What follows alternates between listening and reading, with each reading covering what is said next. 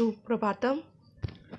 आज का प्रकरण है पितामही मिलिता, यानी दादी मिल गई। आचार्य नारायण शास्त्री कांकर द्वारा रचित। प्रस्तुत कथा आधुनिक संस्कृत साहित्यस्य प्रसिद्धेन साहित्यकारेण आचार्य नारायण शास्त्री महोदयेन विरचित। प्रस्तुत कथा आधुनिक सांस्कृतिक साहित्य के सुप्रसिद्ध साहित्यकार आचार्य नारायण शास्त्री महोदय द्वारा रची गई है। अर्वाचीन साहित्ये विभिन्न भाषाणां विविधाः विद्याः अपि संस्कृतेन ग्रहीत। आधुनिक साहित्य में विविध भाषाओं की विविध विधाएं भी संस्कृत में ग्रहण की है। लघु कथा अभिह सह दीर्घ कथानां प्रणयन अपि विश्व विंशतितमे ख्रीष्टाब्दे पर्याप्त मात्राएं अभवत। लघु कथाओं के साथ बड़ी कथाओं की रचना भी 20वीं शताब्दी में पर्याप्त मात्रा में हुआ। आंसु कथासु सहज प्रवाहमय भाषाया भावनानां च समावेशः तु भवति एव। समाज इन कथाओं के सहज प्रवाहमयी भाषा का और भाव का समावेश होता तो है ही। समाजस्य कृते संदेश अपि भवति, समाज के लिए संदेश भी होता है। आचार्य नारायण शास्त्री कांकर महोदयस्य कथासु अपि समाज उपयोगी विषयाणां सुष्ठु लेखनम दृश्यते। आचार्य नारायण शास्त्री कांकर महोदय की कथाओं में भी समाज उपयोगी विषयों का सम्यक लेख देखा जाता है। प्रस्तुत कथा आधुनिक समाजस्य परिवारश्च महती समस्यां प्रति संकेत करोति। प्रस्तुत कथा आधुनिक समाज की और परिवार की महान समस्या के प्रति संकेत करती है। पूरा संयुक्त परिवार आबाल वृद्धानां सर्वेषां सदस्यानां महत्वं भवति स्म। पहले संस्कृत परिवार में बच्चों से लेकर वृद्धों तक सभी सदस्यों का महत्व हुआ करता था, किंतु परिवारस्य विघटित्वात् बालानां वृद्धानां च स्थिति परिवर्तिता। परंतु परिवार विघटन होने के कारण बच्चों और वृद्धों की स्थिति बदल गई। विशेषतः अर्थार्जने संलग्नो पतिः पत्न्योः बालान् वृद्धान् च सम्यक् रूपेण पालितुं न शक्नोति। विशेष रूप से धनार्जन में संलग्न पति पत्नियों बच्चे और वृद्धों का सम्यक रूप से पालन नहीं कर सकते हैं। तदा वृद्धानां कृते वृद्धाश्रमाणां परंपरा प्रारब्धा, किंतु वृद्धाश्रम में निवास करते हुए वृद्ध अपनी उपेक्षा से अपमान अनुभव करते हैं।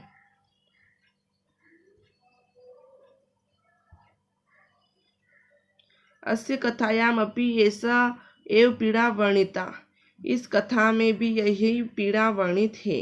पुत्र त्रिलोचनः पुत्रवधू इंदुमती च शकुंतला वृद्धाश्रमे नयत। पुत्र त्रिलोचन और पुत्र वधू इंदुमती शकुंतला को वृद्धाश्रम ले जाते हैं। तत्र परित्यजतः, वहाँ छोड़ आते हैं। किंतु स्व 3-4 पुत्र से कृते, किंतु अपने 3-4 वर्षीय पुत्र के लिए यह स्व पितामही अति स्मृति, जो अपनी दादी को बहुत याद करता है। ताऊ स्व मातरम वृद्धाश्रमात् आनीयत, अपनी माँ को वृद्धाश्रम ले आता है।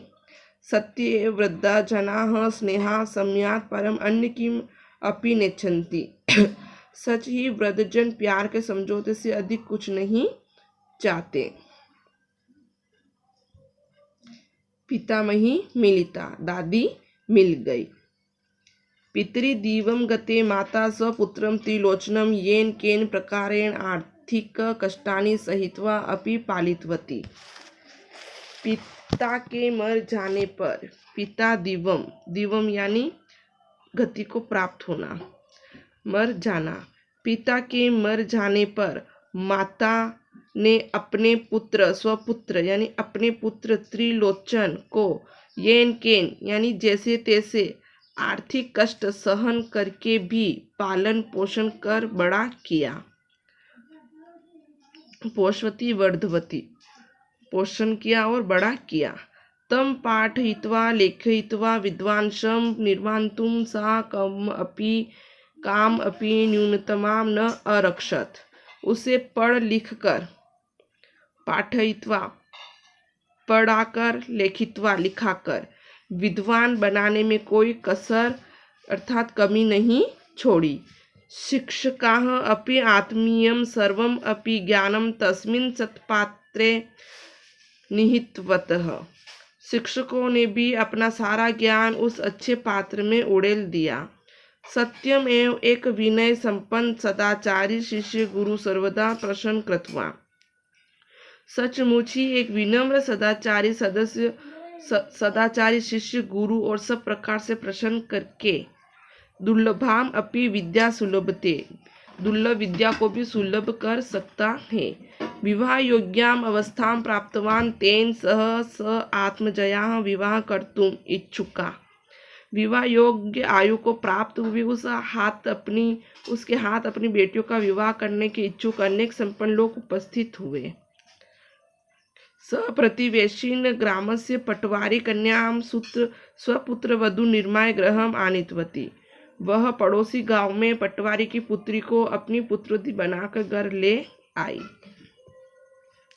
आधुना ग्रहे त्रय प्राणी आसन। अब घर में तीन प्राणी थे। सा एक स्वयं द्वितीय पुत्र त्रिलोचन, तृतीय इंदुमती पुत्र वधु च। एक तो वह स्वयं, दूसरा पुत्र त्रिलोचन और तीसरी इंदुमती पुत्र वधु। त्रिलोचनस्य वैदुष्येण संतुष्टः शिक्षा विभागः तस्मै स्वकीये एव ग्रामे बालक बालिकानां शिक्षयतु। त्रिलोचन की विद्वता से संतुष्ट शिक्षा विभाग ने उसे अपने ही गांव में लड़का लड़कियों को शिक्षा देने के लिए विद्यालय शिक्षक पदे नियुक्ति दत्वा। विद्यालय में शिक्षक के पद पर नियुक्ति दे दी। पुत्रवधू अपि स्वगृहे एव बालिकाभ्यां जीवन उपयोगी कलानां शिक्षणं दातुं प्रारब्धवती। पुत्रवधू इंदुमती ने अपने घर में ही बालिकाओं के लिए जीवन उपयोगी कलाओं का शिक्षण देना आरंभ कर दिया। पुत्रवधूः स्नेह बालिकानां माध्यमेन तासां संबंधिषु प्रौढ़ गृह महिलासु शिक्षां प्रति रुचि जागृतवती। पुत्रवधू धीरे धीरे बालिकाओं के माध्यम से उनकी संबंधियों में प्रौढ़ घरेलू महिलाओं में शिक्षा के प्रति रुचि जगाने लगी। ताः महिलाः अपि स्वबालिकाभिः सह तत्र एव उपस्थिता भूत्वा पठन लेखन शिक्षां प्राप्तुं। वे महिलाएं भी अपनी बालिकाओं के साथ वहां ही उपस्थित होकर पढ़ने लिखने की शिक्षा प्राप्त करने लगी।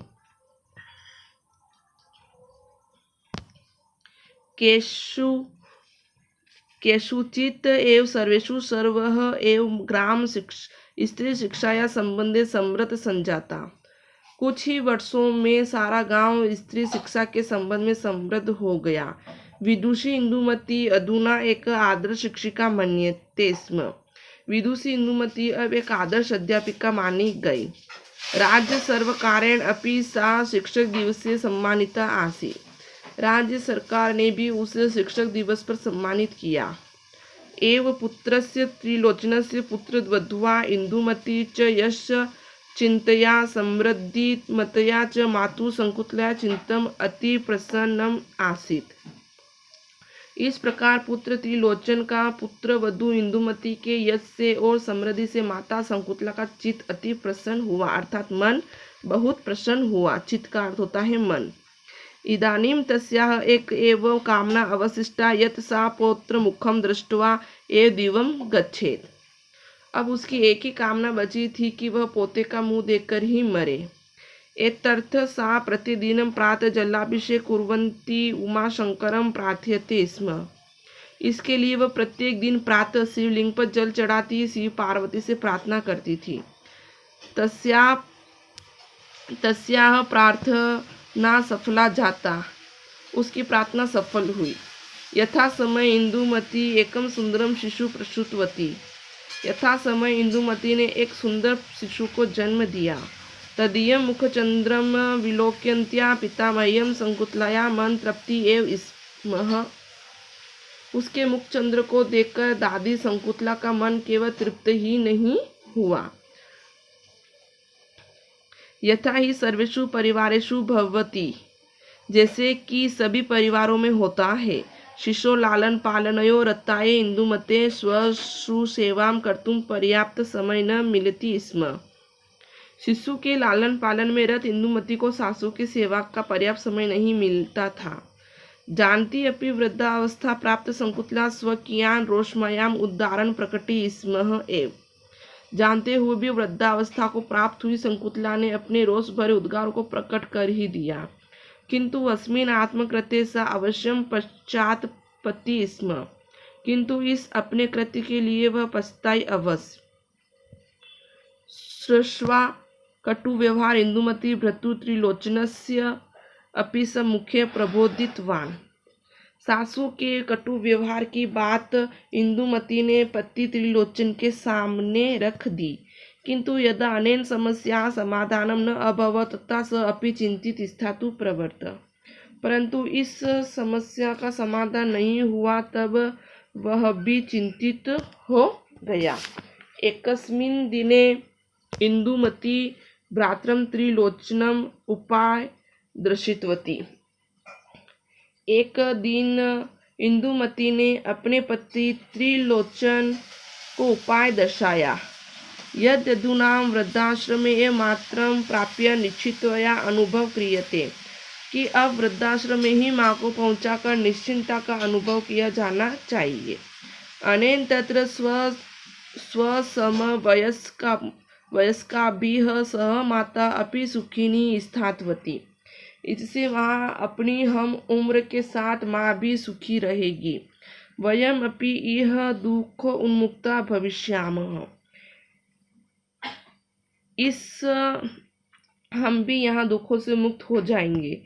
त्रिलोचन इंदुमत्या प्रस्तावेन तत्काल एव सहमत अजायत, त्रिलोचन ने इंदुमती के प्रस्ताव से तत्काल सहमति जताई।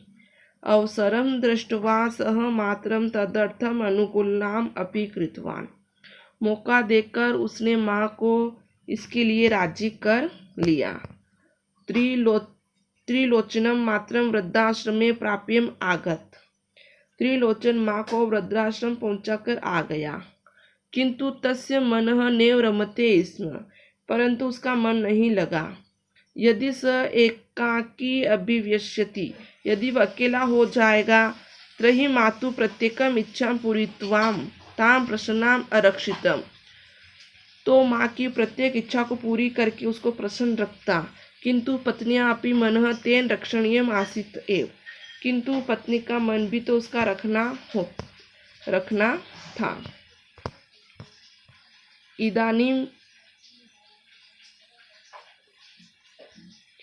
इदानीं तयोः आत्मज 3-4 वर्षात्मक जात आसीत्, अब उन दोनों का बेटा 3-4 वर्ष का हो गया।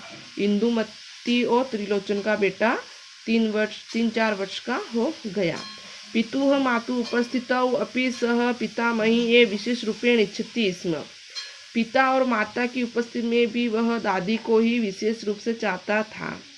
अतः यदा बालकः स्वकीयां पितामही गृहेण दृष्टवान्, अतः जब बालक ने अपनी दादी को घर में नहीं देखा, तदा स दुखी भूत्वा, तब वह दुखी होकर बहु रुदितवान्, बहुत रोया।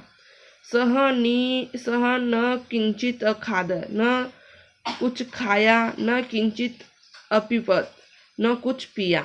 निरंतर तस्य मुखे पितामही, लगातार उसके मुंह पर दादी दादी, पितामही दादी। इदम एव रटनम आसीत्, यही रटन थी। रुदतः तस्य कंठ शुष्यत स्म, उस रोते रोते उसका कंठ सूख गया। आत्मजस्य एतां दुरवस्था द्रष्टुम् असमर्थो दंपती अन्ते वृद्धाश्रमतः आनेतुं निश्चितकृतवन्तो एव। बेटे की इस हालत को ही देखने में असमर्थ युगल ने अंत में वृद्धा को वृद्धाश्रम से लाने का निश्चय कर ही लिया। तत्र ताभ्याम सह गतः बालक पृच्छच्च। वहाँ उसके साथ गए हुए बालक ने पूछा, पितामही, अम्मा, त्वं मां त्यक्त्वा किमर्थं तत्र आगतवती? तो मुझे छोड़कर यहाँ क्यों आ गई? चल गृहं चल, चलो घर चलो। दंपति अपि तस्य कथन समर्थितवन्तो। युगल भी उसके कथन का समर्थन करने लगा। युगल यानी कि त्रिलोचन और इंदुमती भी उसका समर्थन करने लगे। अन्य वृद्धा आश्रमवासी न चिंतयति। दूसरे वृद्धवासी सोचने लगे कि यत् अस्मान् अपि नेतुं गृहात् कश्चित् आगच्छेत् इति, कि हमें भी ले जाने के लिए कोई आ जाएगा। इस प्रकार से इंदुमती और त्रिलोचन शकुंतला को पुनः वापिस घर पे लेके गए और फिर तीनों ही बड़े आराम से रहने लगे। अब यहाँ पर जो पाठ दिया हुआ है, इसमें जो पैराग्राफ है, इनमें से प्रश्न भी बनते हैं। जैसे कि यहाँ दिखाया गया है, पितामही मिलित्वा में पितृ दिवगते माता स पुत्रम त्रिलोचनम येन केन प्रकारेण, यहाँ से लेकर के आनितवंती, यहाँ से यहाँ तक आनितवती। तो यहाँ से इस पैराग्राफ में से प्रश्न बनता है कि त्रिलोचन से मातु की नाम आसीत। तो हमें लिखना होता है त्रिलोचन से मातु नाम की आसीत। क्या होगा? त्रिलोचन की माता का नाम शकुंतला। क्या नाम होगा माता का नाम? शकुंतला। उसके बाद अगला प्रश्न आता है कि दृश्य शिष्य विद्या सुलभते, कि कैसे शिष्य विद्या को आसानी से प्राप्त कर सकते कि उसे की दृश्य। अगला प्रश्न आता है, इसी में से अगला प्रश्न आएगा कि दृश्य शिष्य विद्या सुलभते, कैसा शिष्य विद्या को आसानी से प्राप्त कर सकता है। तो कैसा शिष्य? विनय संपन्न सदाचारी, ये लिख रखा, विनय संपन्न सदाचारी शिष्य गुरु सर्वदा प्रसन्न कृत्वा दुर्लभा अपि विद्या सुलभते, है ना। जो विनम्र सदाचारी शिष्य गुरु को सब तरह से प्रसन्न करके दुर्लभ विद्या को भी सुलभ कर लेता है। फिर अगला प्रश्न बनता है सा किम अपि। प्रश्न बनेगा अगला इसी पैराग्राफ में, सा किम अपि नितां न अरक्षत तत्र सा इति सर्वनाम पदम कस्य संज्ञा पद स्थाने प्रयुक्तम। सा शब्द जो आया है, ये सा किम अपि आया ना, तो यहाँ पे जो सा शब्द आया ये किसके लिए प्रयुक्त हुआ है? तो ये सा किसके लिए आया है? शकुंतला यानी कि त्रिलोचन की माता के लिए ये शब्द आया है। फिर अगला अंतिम प्रश्न बनेगा, अनुच्छेद निहितवंता इति क्रियापदस्य कर्तृपदम निर्दिशित, कि अनुच्छेद में निहितवंता क्रियापद का कर्तृपद बताइए। निहितवंत जो शब्द आया है, तो निहितवंत का अर्थ, इसका कर्ता होगा शिक्षिका। कौन होगा यहाँ पे? जो कर्ता कौन हुआ? शिक्षिका। इस प्रकार से जो पैराग्राफ पूछेंगे प्रश्नोत्तर, उसके माध्यम से आपको इस प्रकार से इन्हें करने हैं। अब है शब्दार्थ। शब्दार्थ देखिएगा, शब्दार्थ में है पाठयित्वा। पाठयित्वा में धातु हो गई पट और प्रत्यय कौन सा बन गया है? कत्वा प्रत्यय। कौन सा प्रत्यय बन गया है? कत्वा। अब इसमें णिच प्रत्यय भी प्रयुक्त किया गया है। कौन सा प्रत्यय प्रयुक्त किया गया है? णिच। उसके बाद आया है स्व आत्मजयाम। स्व किया आत्मजा यानी अपने मन से, अपने आत्मा से। प्रतिवेशिनः, प्रतिवेशी वसंती यानी पड़ोसी। जलाभिषेक शिवलिंगे जल चिन्हम इति, जलाभिषेक यानी शिवलिंग पर जल का अभिषेक करना।